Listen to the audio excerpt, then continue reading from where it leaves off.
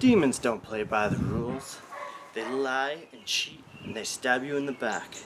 Alan Grant, who I don't think is the Alan Grant from Jurassic Park, I think is a different one.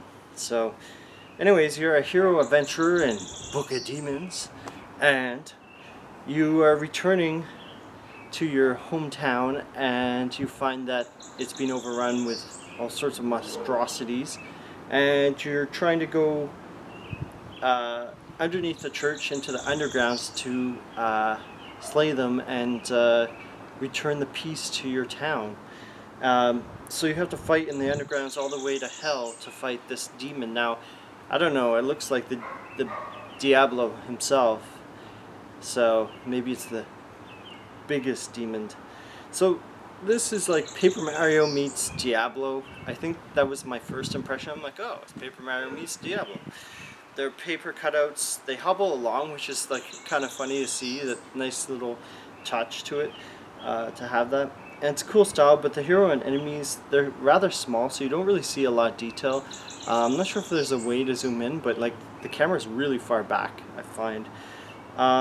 It just feels really linear. As soon as you start playing it, it doesn't feel like Diablo where you can go wherever you want. You just have like these mini dungeons, and within those dungeons you can move around. So there's no like open area for you to go like in Diablo 2 or 3. And like you play cards to heal yourself, and you also play cards to attack. You have a basic attack. I never found a way to like upgrade my gear. I think you just use the cards all the time. It's a on-rails hack and slasher with some RPG elements via the cards, but it mostly feels like a clicker. This felt like really like a Diablo clicker to me. That was the feeling I kept getting actually. From photos it looks like a Diablo clone, but when you play it, it definitely is not Diablo. Like that was my first impression. I'm like, oh cool, it's like a Diablo game that's made by someone else, like an indie game.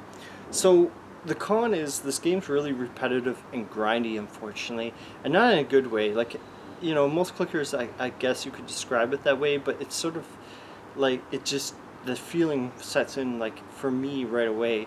Oh, I'm just grinding here. Like it's just, I guess I've said this before, like there's some games where I feel like you need a purpose, and I feel like that's lost here. You swing at enemies, or you use a card to clear that area. You click on a treasure chest, you go down the stairs. Oh, you unlock some more townspeople? Okay, go back up. Like it's sort of like, it's like a laundry list almost, is one way to say it. Yeah, it feels like a chore more than doing battles in dungeons. It's like a dungeon clicker, or Diablo clicker, as I said.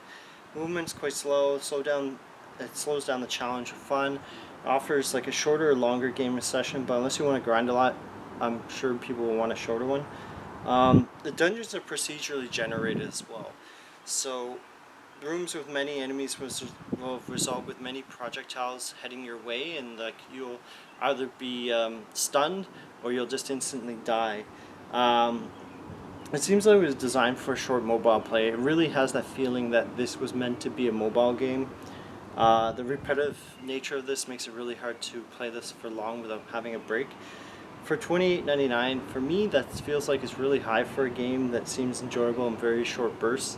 It feels like a $10 game to me at most, and that's not an insult. Just, I'd say it's a solid 6.5 or 7 at the most. It's just not anything that's higher, because if you want to play something like Diablo, this is kind of it, but it's not exactly like Diablo. It's, as I said, it's a lot more linear. So if you want to play something like Diablo until Diablo 4 comes out, get this on sale or watch some videos so you can get a better idea of what this game's like. And until then, vanquish your demons. You don't need them. Keep on vanquishing. Bye.